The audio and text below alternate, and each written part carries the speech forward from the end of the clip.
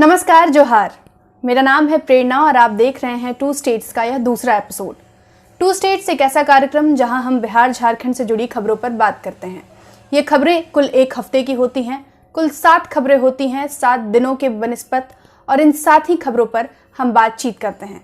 तो सबसे पहले शुरुआत करते हैं झारखंड से। तो सबसे पहली खबर कोरोना से जुड़ी हुई है। झारखंड में कोरोना बेकाबू हो गया है। जहां सरकार कोरोना के संक्रमण को रोकने में विफल हो रही है, वहीं प्राइवेट अस्पताल इस पूरे घटनाक्रम के बीच अपना मनमाना पैसा वसूल रहे हैं। जो भी कोरोना के मरीज जा रहे हैं, उन्हें बेड के नाम पर कहीं 5,000 तो कहीं 14,000 रुपए वसूला जा रहा है। लेकिन बड़ी खबर यह है कि झारखंड के मुख्यमंत्री हेमंत सोरेन के पिता व पूर्व मुख्यमंत्री शिबू सोरेन व उनकी पत्नी भी कोरोना पॉजिटिव निकल गई हैं। झारखंड सरकार के 3 मंत्री भी कोरोना पॉजिटिव हो गए हैं। इनमें स्वास्थ्य मंत्री बन्ना गुप्ता भी शामिल हैं। हालिया मामला राज्य के कृषि मंत्री बादल पत्रलेख का है। उन्होंने भी 23 अगस्त को ट्विटर पर सूचना दी कि वो भी कोरोना पॉजिटिव हैं। इससे पहले 23 जुलाई को झारखंड के भाजपा विधायक सीपी सिंह, पेयजल और स्वच्छता मंत्री मिथिलेश ठाकुर, जेएमएम विधायक मथुरा महतो और आजसू के प्रमुख सुदेश महतो भी कोरोना पॉजिटिव पाए गए हैं। झारखंड में अब तक 29,000 से ज्यादा लोग कोरोना पॉजिटिव हैं, जिनमें लगभग 19,000 लोग ठीक हो चुके हैं, जबकि 9,600 लोग अब भी संक्रमित हैं। वहीं 310 लोगों को कोरोना की वजह से जान गंवानी पड़ी है। सबसे ज्यादा पूर्वी सिंहभूम और रांची कोरोना से प्रभावित हैं। धनबाद में भी हालात चिंताजनक हैं। तो बढ़ते हैं दूसरी खबर की तरफ। झारखंड की 36 पिछड़ी जातियों के लिए एक बड़ी खुशखबरी है। झारखंड की हेमंत सोरेन सरकार यह कोशिश कर रही है कि इन 36 जातियों को केंद्र की तरफ से निकाली गई नौकरियों में ओबीसी आरक्षण का लाभ मिले। झारखंड के पिछड़ा वर्ग 1 और पिछड़ा वर्ग 2 के कोटे में शामिल इन जातियों को भारत सरकार की ओबीसी सूची में शामिल कराने के लिए हेमंत सरकार प्रस्ताव भेजेगी। झारखंड सरकार यह प्रस्ताव केंद्रीय सामाजिक न्याय मंत्रालय को भेजेगी, जिसके बाद केंद्रीय सामाजिक न्याय मंत्रालय इसे राष्ट्रीय पिछड़ा वर्ग आयोग को भेजेगा। विशेषज्ञों से सलाह के बाद पिछड़ा आयोग उस पर फैसला करेगा। अगर केंद्रीय गृह मंत्रालय इसे मंजूरी दे देता है तो पिछड़ा आयोग इसके लिए अधिसूचना जारी कर देगा। इन 36 जातियों में कुड़मी, माहेस्य, मगदा गौड़ महाकुड़, गोप, ग्वाला, चंद्रवंशी, रवानी, हजाम, बारी, बागची, राजभट मुस्लिम, शाह, फकीर, मदार, देवान, शेख, कुम्हार, कुंभकार, सोए, तिली, एकादश तिली, द्वादश तिली, एकादश तेली, द्वादश तेली, वागाल, खंडवाल, खंडुवाल, खंडाइत, खैरा परगा, परिधा, परधा, पलियार, मड़ैया, कूलू, गोराई, सुंडी, वियार, वेश बनिया एवं एकादश बनिया, ग्वाला, मुस्लिम, जदुपतिया, गोसाई, गिरी सन्यासी, अतीत, अतीत, परथा, बनिया, रॉकी एवं ब्याहुत कलवार, जैसवाल, जैशवार, कमलापुरी, वैश्य, बनिया, माहुरी, बैश्य, बंगी वैश्य, वर्णवाल, गधबनिक, गधबनिया, ओम, उमर वैश्य, वर्णवाल, गंधबनिया, गंधबनिक, ओमर, उमर वैश्य, बनिया, बनवारत्न, घासी महाकुल, महकुल, सुवर्णवणिक, अष्टलोही कर्मकार, स्वर्णकार, सूत्रधार, जैसवार कुर्मी एवं चंदेल कुर्मी, राजभाट, ब्रह्मभाट, वैष्णव, पाइक, चासा, क्याली, मलिक शामिल हैं। एक अनुमान के मुताबिक अगर केंद्र सरकार हेमंत सरकार के इस प्रस्ताव को मंजूरी देती है तो प्रदेश के लगभग 1 करोड़ लोगों को इससे फायदा हो सकता है। इसके अलावा मुख्यमंत्री हेमंत सोरेन ने जनजातीय भाषा मुंडारी, हो और कुड़ुख को संविधान की 8वीं अनुसूची में शामिल करने के लिए गृह मंत्री अमित शाह को पत्र लिखा है।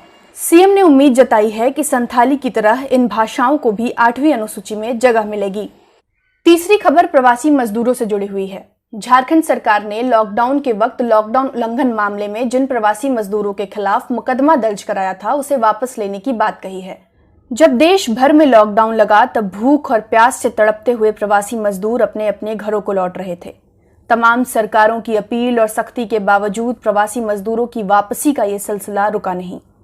दिल्ली, मुंबई, सूरत जैसे शहरों से लाखों मजदूर अपने घरों को लौटे। जब पेट में भूख लगी हो तब कानून कहाँ दिखता है।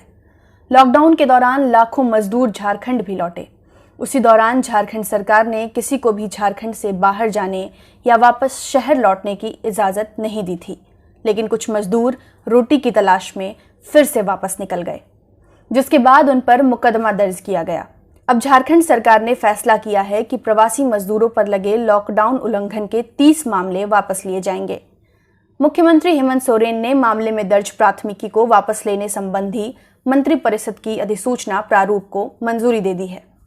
सर्वोच्च न्यायालय के इस मामले में पारित आदेश के बाद राज्य सरकार की ओर से प्रवासी मजदूरों के खिलाफ दर्ज प्राथमिकी वापस लेने की प्रक्रिया शुरू की गई है। मुख्यमंत्री कार्यालय से मिली जानकारी के मुताबिक इन 30 प्राथमिकी में कुल 204 मजदूरों को आरोपी बनाया गया था। चौथी और झारखंड से जुड़ी आखिरी खबर जमशेदपुर पुलिस की क्रूरता से जुड़ी हुई है। यह मामला जमशेदपुर का है, जहां पुलिस की क्रूरता से जुड़ा एक मामला सामने आया है। हम आए दिन सोशल मीडिया पर पुलिस की क्रूरता से जुड़ा वीडियो देखते रहते हैं। मामला 10 अगस्त का है। जमशेदपुर जिले के गोलमुरी मस्जिद के पास रहने वाले नौशाद को पुलिस ने गिरफ्तार किया। चोरी के शक में पुलिस ने नौशाद को उसके घर से उठाकर बर्मा माइंस थाने ले गई। पुलिस ने बर्मा माइंस में हुई एक चोरी के मामले में कुछ लोगों को पकड़ा था। उन्हीं में से एक सत्यवीर सिंह ने पुलिस को बताया था कि वो चोरी का सामान नौशाद को बेचता था, जिसके बाद पुलिस ने नौशाद को पकड़ा। परिजनों का आरोप है कि पुलिस ने पूछताछ के नाम पर नौशाद की बेरहमी से पिटाई की, जिसके बाद उसकी तबीयत बिगड़ गई। तबीयत इतनी बिगड़ी कि पुलिस वालों को नौशाद को एमजीएम के इमरजेंसी वार्ड में भर्ती कराना पड़ा। जब परिवार वालों को इसकी जानकारी मिली तब वो नौशाद को टाटा मेन अस्पताल ले गए। नौशाद की तबीयत में जब कोई सुधार नहीं हुआ तब 18 अगस्त को टीएमएच के डॉक्टरों ने उसे रिम्स रेफर कर दिया। रिम्स में पता चला कि उसे ब्रेन हेमरेज हो गया है, जिसके बाद 21 अगस्त को परिवार वाले नौशाद को घर ले आए। घर आने के बाद नौशाद की फिर तबीयत बिगड़ी, जिसके बाद उसे पास के ही एक अस्पताल ले जाया गया, जहां डॉक्टरों ने उसे मृत घोषित कर दिया। घर वालों का आरोप है कि पुलिस की पिटाई की वजह से ही नौशाद की तबीयत बिगड़ी और उसकी मौत हो गई। नौशाद के परिजन और आसपास के लोगों ने जमशेदपुर पुलिस के खिलाफ जमकर प्रदर्शन किया। प्रदर्शनकारियों की मांग थी कि नौशाद की विधवा पत्नी या बेटे को सरकारी नौकरी और मुआवजा दी जाए।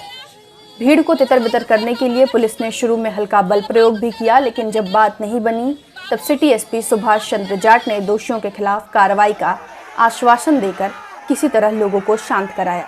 तो अब बात बिहार की। बिहार में चुनावी सरगर्मी तेज है। चुनाव आयोग ने भी पोस्ट कोविड इलेक्शन के स्वरूप को देखते हुए चुनावी गाइडलाइन जारी कर दिया है।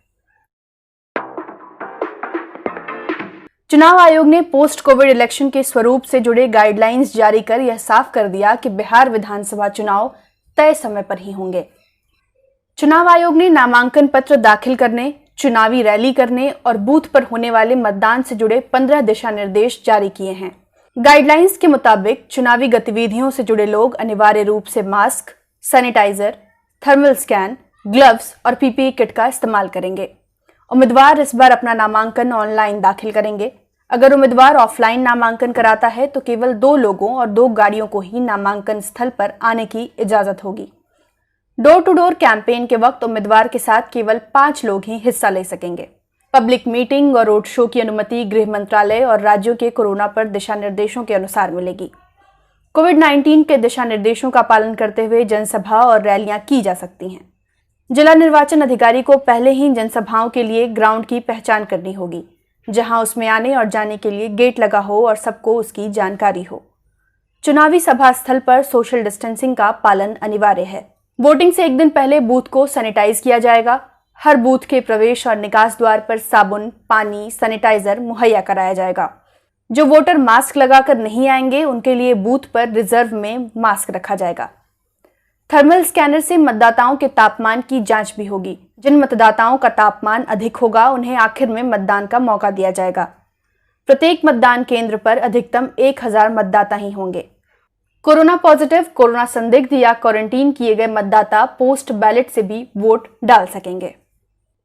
तो चुनाव आयोग की घोषणा के बाद यह तो साफ हो गया कि बिहार का चुनाव अपने तय वक्त में होगा। ऐसे में भले ही बिहार कोरोना संकट से जूझ रहा है और बाढ़ के भंवर में फंसा हुआ है, लेकिन पार्टियां अब चुनावी खेल में उतर चुकी हैं। बीता हफ्ता बिहार की राजनीति के लिए काफी उथल-पुथल भरा रहा।